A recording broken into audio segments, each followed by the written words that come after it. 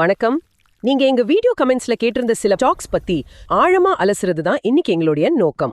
எங்களோட இந்த முயற்சிக்கு நீங்க ஆதரவளிக்க இந்த வீடியோவை லைக் பண்ணுங்க, சப்ஸ்கிரைப் பண்ணுங்க. ஒரு சின்ன வேண்டுகோள் மட்டும், கமெண்ட்ஸ்ல வர எல்லா பங்குகளுக்கும் எங்களால உடனடியா வீடியோ செய்ய முடியறதில்ல. அதனால உங்களுடைய பங்கு சம்பந்தமான சந்தேகங்களுக்கு உடனடி பதில்கள் கிடைக்கணும்னா எங்களுடைய இலவச டெலிகிராம் சேனல்ல சேருங்க. அதோட லிங்க் கீழே டிஸ்கிரிப்ஷன்ல இருக்கு. முதல்ல எங்க முயற்சிக்கு ஆதரவு கொடுத்து சூப்பர் தேங்க்ஸ் மூலியமா பங்களிக்கிற எங்க சப்ஸ்கிரைபர்கள் எல்லாருக்கும் ஒரு பெரிய நன்றி. உங்க ஆதரவு தான் இந்த மாதிரி ஆழமான ஆய்வுகளை தொடர்ந்து செய்ய எங்களுக்கு ஒரு பெரிய மோட்டிவேஷனா இருக்கு.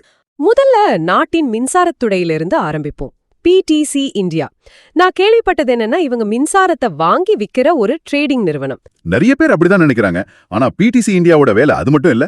1999ல அரசாங்கத்தோட ஒரு பொது தனியார் முயற்சியில ஆரம்பிக்கப்பட்ட நிறுவனம் இது. இவங்க மின்சாரத்தை உற்பத்தி பண்றவங்க கிட்ட இருந்து வாங்கி தேவைப்படுற மாநிலங்களுக்கு விநியோகம் பண்றாங்க. இது இல்லாம நேபாளம், பூட்டான், பங்களாதேஷ் போன்ற அண்டை நாடுகளுக்கும் மின்சாரத்தை வர்த்தகம் செய்றாங்க. முக்கியமா இவங்க HPX, அதாவது ஹிந்துஸ்தான் பவர் எக்ஸ்சேஞ்ச உருவாக்குறதுலயும் முக்கிய பங்கு வகிக்கிறாங்க. இது பங்குச்சந்தை மாதிரி மின்சாரத்துக்கான ஒரு பரிவர்த்தனை மையம் இல்லையா? அதேதான். ப்ரமோட்டர் ஹோல்டிங், அதாவது நிறுவனத்தை நடத்துறவங்க கிட்ட 16.22% பங்குகள் இருக்கு. இது ரொம்ப காலமா நிலையா இருக்கு. ஆனா இங்க கவனிக்க வேண்டியது FII மற்றும் DII ஹோல்டிங். FII 27.81%, DII 6.71% இருக்கு. அப்போ பெரிய முதலீட்டாளர்கள் கொஞ்சம் பங்குகளை வித்திருக்காங்க. ஆமா. ஆனா வேல்யூவேஷனை பாருங்க. PE ரேஷியோ வெறும் 7.02 தான். இது அவங்க துறையோட சராசரியை விட ரொம்ப குறைவு. அதே மாதிரி PB ரேஷியோ 0.79ல இருக்கு. அதோட உண்மையான சொத்து மதிப்பை விட குறைவான விலையில பங்கு கிடைக்குது. இதனால இது ஒரு மதிப்பு மிக்க முதலீடா, அதாவது வேல்யூ இன்வெஸ்ட்மெண்டா இருக்கலாம்னு ஒரு அறிகுறி. அவங்களோட ROE, அதாவது ரிட்டர்ன் ஆன் ஈக்விட்டி 12.3% இருக்கு. இது ஒரு டீசென்டான ரிட்டர்ன். சமீபத்துல NLC இந்தியா ரினியூவபிள்ஸ் கூட ஒரு ஜாயிண்ட் வெஞ்சர், அதாவது கூட்டு முயற்சி அறிவிச்சிருக்காங்களே, அது எந்த அளவுக்கு ஒரு பெரிய விஷயம்? இது ஒரு முக்கியமான நகர்வு. இதன் மூலமா 2000 மெகாவாட் புதுப்பிக்கத்தக்க எரிசக்தி திட்டங்கள்ல கவனம் செலுத்த போறாங்க. மின்சார வர்த்தகம் மட்டும் இல்லாம பசுமை ஆற்றல் உற்பத்தியிலும் இவங்க கால் பதிக்கிறாங்க. இது அவங்களோட எதிர்கால வளர்ச்சிக்கு ஒரு பெரிய வாய்ப்பை உருவாக்கும். ஓகே. அவங்களோட 2வது காலாண்டு லாபமும் 191 கோடியா கொஞ்சம் அதிகரிச்சிருக்கு. அப்போ ஒரு முதலீட்டாளர் இதை எப்படி பார்க்கணும்? ஒரு 3ல இருந்து 6 மாசம் வரைக்கும் யோசிச்சா ஹோல்டு பண்ணலாம். ஆனா நீண்டகால பார்வையில இது ஒரு பை. அண்டை நாடுகளுடனான வர்த்தகம், பசுமை ஆற்றல் துறை வளர்ச்சியெல்லாம் சேர்ந்து வருமானத்துல வருஷத்துக்கு 15-20% வளர்ச்சியை கொடுக்கலாம். இதுல ஏதாவது ரிஸ்க் இருக்கா? ஒரே ஒரு ரிஸ்க், அரசாங்கம் மின்சார வர்த்தகத்துல கொண்டு வர கட்டுப்பாடுகள் மற்றும் கொள்கை மாற்றங்கள் தான். நாட்டின் பவர் கிரிட்ல இருந்து இப்போ நேடா நம்ம வீட்டு சமையலறைக்கு வருவோம். TTK பிரஸ்டீஜ் பல வருஷமா நம்ம எல்லாருக்கும் தெரிஞ்ச ஒரு பேர். பிரஷர் குக்கர்னாலே நம்ம ஞாபகத்துக்கு வர்றது இந்த பிராண்ட் தான். ஆனா பங்கு சந்தையில அவங்க நிலைமை எப்படி இருக்கு? கடந்த ஒரு வருஷத்துல பங்கு விலை 23% குறைஞ்சிருக்கே. ஆமா, பிராண்ட் ரொம்ப வலுவானது. ஆனா அதோட நிதிநிலை எண்கள் சில கேள்விகளை எழுப்புது. ப்ரொமோட்டர் ஹோல்டிங்ஸ் 70.52% இருக்கு. அதாவது நிறுவனத்தை ஆரம்பிச்சவங்களே அதுல 70% பங்குகளை வச்சிருக்காங்க. அவங்களுக்கு நிறுவனம் மேல இருக்கிற நம்பிக்கையே இது காட்டுது. DII ஹோல்டிங், அதாவது உள்நாட்டு மியூச்சுவல் ஃபண்ட் நிறுவனங்களோட பங்குகளும் 15.15% உயர்ந்திருக்கு. இது ஒரு நல்ல விஷயம். எல்லாம் நல்லதானே இருக்கு. அப்போ ஏன் பங்கு விலை சரியுது? வேல்யூவேஷன்ல ஏதாவது பிரச்சனையா? பிரச்சனை வேல்யூவேஷன்லயும் செயல்பாட்டு திறன்லயும் இருக்கு. இதோட PE ரேஷியோ 50.4. ஆனா இங்க உண்மையான கவலைக்குரிய விஷயம் ROE, அதாவது ரிட்டர்ன் ஆன் ஈக்விட்டி. அது வெறும் 7.42% தான் இருக்கு. அதாவது அவங்க முதலீட்டுக்கு தகுந்த லாபத்தை ஈட்ட முடியல. இவ்ளோ பெரிய எல்லோருக்கும் தெரிஞ்ச பிராண்ட் வச்சிருந்தும் இந்த நிலைமைனா அவங்களோட செயல்பாட்டு திறன்ல ஏதோ சிக்கல் இருக்குன்னு அர்த்தம். கரெக்ட். மூலப்பொருள் விலை உயர்வு ஒரு காரணமா இருந்தாலும் அதை சமாளிச்சு லாபத்தை அதிகரிக்க அவங்களால முடியலையாங்கிறது தான் இங்க முக்கிய கேள்வி. சரி, இந்த சிக்கலை சரி செய்ய நிறுவனம் ஏதாவது திட்டம் வச்சிருக்காங்களா? அவங்களோட நவம்பர் 2025 மாநாட்டுல இத பத்தி பேசியிருக்காங்க. உள்நாட்டு தேவை மீண்டும் அதிகரிக்கும்னு நம்புறாங்க.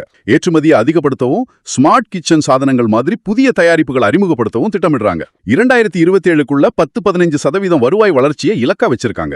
ஆனா சொன்னதை செஞ்சு காட்டணும். அதனால ஒரு சில மாசங்களுக்கு இது நியூட்ரல் பார்வையில் இருக்கு. விலை பெரிய அளவுல ஏற வாய்ப்பு குறைவு. நீண்ட காலத்துக்கு ஹோல்ட் பண்ணலாம். ஆனா அவங்களோட ROE அதிகரிக்குதான்னு நம்ம தொடர்ந்து கண்காணிக்கணும். செயல்பாட்டு திறனை பத்தி பேசும்போது அடுத்ததா நம்ம பார்க்க போற நிறுவனம் இந்த துறையில சிறந்து விளங்குற மாதிரி தெரியுது. மேன் இன்ஃப்ரா கன்ஸ்ட்ரக்ஷன், அதாவது MICL. இது ஒரு உள்கட்டமைப்பு நிறுவனம். துறைமுகங்கள், சாலைகள், கட்டிடங்கள் கட்டுறாங்க. இது ஒரு ஹிடன் ஜெம்மா இருக்க வாய்ப்பு இருக்கா? வாய்ப்புகள் அதிகமா இருக்கு. இதோட எண்கள் ரொம்பவே சுவாரஸ்யமா இருக்கு. Promoter holding 62.43%. முக்கியமா FII மற்றும் DII 2 பேருமே பங்குகளை அதிகமா வாங்கியிருக்காங்க. அப்படியா? ஆமா, இது பெரிய முதலீட்டாளர்கள் இந்த நிறுவனம் மேல நம்பிக்கை வைக்க ஆரம்பிச்சிருக்காங்கன்னு காட்டுது. ஆனா அசல் கதை வேல்யூவேஷன்ல தான் இருக்கு. இதோட பி ரேஷியோ வெறும் 17.2 தான். எல்என்டி, ரயில் விகாஸ் மாதிரி பெரிய நிறுவனங்களோட ஒப்பிடும்போது இது ரொம்ப குறைவு இல்லையா? அதேதான். எல்என்டி மாதிரி நிறுவனங்கள் 30-40 பியில வர்த்தகமாகும் போது இது 17 பியில கிடைக்குதுன்னா இந்த பங்கு அண்டர் வேல்யூடா இருக்கலாம். அவன் உண்மையான மதிப்பை விட குறைவான விலையில கிடைக்கலாம்னு ஒரு வலுவான அறிகுறி. ROE கூட 17.5% நல்ல நிலையில இருக்கு. ஓகே. சமீபத்திய செய்திகளும் ரொம்ப பாசிட்டிவா இருக்கு. Q2 லாபம் 27% அதிகரிச்சிருக்கு. விரிவாக்கத்துக்காக 550 கோடி ரூபாய் நிதி திரட்ட போறாங்க. அது மட்டும் இல்ல, நிறுவனத்தோட ப்ரொமோட்டர் பராக் ஷாவே 63,000 பங்குகளை வாங்கியிருக்காருன்னு பார்த்தேன். இது ஒரு பெரிய பாசிட்டிவ் சிக்னல் தானே? நிச்சயமா. இது அவரோட தன்னம்பிக்கையை காட்டுது. ஆக்சஸ் செக்யூரிட்டிஸ் கூட இதுக்கு பை ரேட்டிங் கொடுத்து இலக்கு விலையா 280 ரூபாய் நிர்ணயிச்சிருக்காங்க. அது இப்போதைய விலையிலிருந்து கிட்டத்தட்ட 140% அதிகம். நீங்க சொல்றதெல்லாம் நல்லா இருக்கு. ஆனா உள்கட்டமைப்பு நிறுவனங்கள்ல திட்ட தாமதங்கள் ஒரு பெரிய பிரச்சனை இல்லையா? அப்படி ஏதாவது நடந்தா இந்த வளர்ச்சி கணிப்புகள் எல்லாம் தப்பாயிடுமே? நீங்க சொல்றது ஒரு முக்கியமான ரிஸ்க். அது இந்த துறைக்கு உள்ள ஒரு பொதுவான பிரச்சனை. ஆனா MICLோட கடந்த கால செயல்திறன் நன்றாக உள்ளது. அதனால குறுகிய காலத்துல விலை குறையும் போது வாங்கலாம். Buy on dips. நீண்ட காலத்துல இது ஒரு ஸ்ட்ராங் பை. அரசாங்கத்தோட உள்கட்டமைப்பு திட்டங்கள் அதிகரிக்கும் போது இவங்க 20% கூட்டு வளர்ச்சி அடைய வாய்ப்பு இருக்கு. துறைமுகங்கள், சாலைகள் கட்டுறதுல இருந்து இப்போ நம்ம வீடுகளை கட்டுற நிறுவனத்துக்கு வருவோம். இது ஒரு ஹிடன் ஜெம் இல்ல, இது ஒரு market darling. Godrej properties, Godrej குழுமத்தோட ரியல் எஸ்டேட் பிரிவு. ஆமா, FY23ல இந்தியாவிலேயே அதிக வீடுகளை விற்ற நிறுவனம் இதுதான். FII 28.18% மற்றும் DII 10.78% ஹோல்டிங் கணிசமா உயர்ந்திருக்கு. ஓஹோ.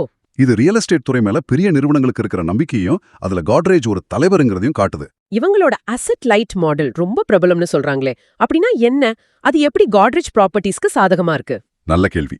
அசெட் லைட் மாடல்னா அவங்க நிலத்தை சொந்தமா வாங்காம நில உரிமையாளர்களோட கூட்டு சேர்ந்து, அதாவது ஜாயிண்ட் வெஞ்சர் மூலமா திட்டங்களை உருவாக்குறாங்க. இதனால அவங்களுக்கு நிலத்துக்காக பெரிய முதலீடு செய்ய தேவைப்படாது, ரிஸ்க்கும் குறையும். கையில இருக்கிற பணத்தை வச்சு வேகமா பல நகரங்கள்ல விரிவாக்கம் செய்ய இந்த மாடல் அவங்களுக்கு ரொம்ப உதவுது.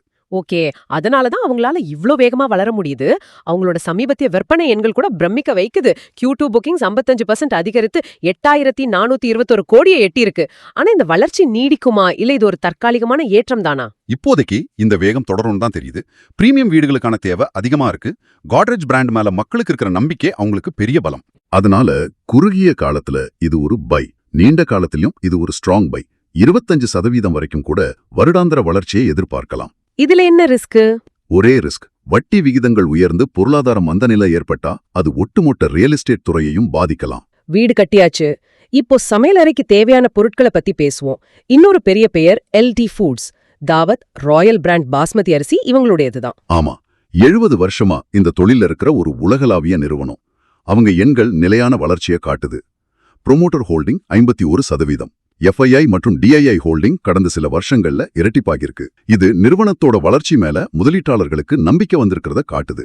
வேல்யூவேஷன் கூட நியாயமா இருக்கு. PE ரேஷியோ 19.9, ROE 16.7% நல்ல நிலையில இருக்கு. சமீபத்துல ஹங்கேரியைச் சேர்ந்த ஒரு நிறுவனத்தை கையகப்படுத்தியிருக்காங்களே, இந்திய அரிசி நிறுவனம் இதுக்கு ஹங்கேரியில முதலீடு செய்யணும். அதோட வியூகம் என்ன? இது அவங்களோட உலகளாவே விரிவாக்க திட்டத்தோட ஒரு பகுதி. அரிசி மட்டும் இல்லாம மற்ற உணவுப் பொருட்களையும் தங்களை நிலைநிறுத்திக்க பாக்குறாங்க. ஐரோப்பிய சந்தையில நுழைய இந்த கையகப்படுத்துதல் அவங்களுக்கு உதவும். ஆனா இதுல ஒரு சின்ன சிக்கலும் இருக்கு. என்ன சிக்கல்? இங்கிருந்து நல்ல அரிசியை ஏற்றுமதி செஞ்சா அங்க அமெரிக்கால புது வரிய, அதாவது டாரிஃப போட்டு விலையை ஏத்திடுறாங்க. சமீபத்துல ட்ரம்ப் விதித்த டாரிஃப் அச்சுறுத்தல்களால அரிசி பங்குகள் 8% சரிஞ்சுது. இது நம்ம ஒரு விவசாயிக்கும் பாதிப்பு, அங்க வாங்குறவங்களுக்கும் சுமை. இந்த மாதிரி அரசியல் ரிஸ்குகள் இவங்களுக்கு இருக்கு. அதனால குறுகிய காலத்துக்கு ஹோல்டு பண்ணலாம். நீண்ட காலத்துல உலகளாவே விரிவாக்கம் மூலமா 15-20% வளர்ச்சியடைய வாய்ப்பு இருக்கு. உணவுப் பொருட்கள்ல இருந்து இப்போ தொழில்நுட்பத்துறைக்கு தாவுவோம். இது ஒரு பெயர், நிறைய பேர் கேள்விப்பட்டிருக்க வாய்ப்பில்லை. கெல்டன் டெக் சொல்யூஷன்ஸ். இது நிச்சயமா ஒரு ஹிடன் ஜெம் கேட்டகரி தான். ஆமாம், இது ஒரு டிஜிட்டல் டிரான்ஸ்ஃபர்மேஷன் நிறுவனம். இங்கே எண்கள் ஒரு ரொம்ப விசித்திரமான கதையை சொல்லுது. இதோட PE ரேஷியோ வெறும் 10.1 தான். 10 தானா? ஆமா, IT துறையில இது மிக மிக குறைவு. டீப் அண்டர் வேல்யூவேஷன்ல இருக்கிற மாதிரி தெரியுது. அப்படியா? இவ்ளோ மலிவா இருந்தா பெரிய மியூச்சுவல் ஃபண்ட் நிறுவனங்கள் எல்லாம் இத வாங்கி இருக்கணுமே.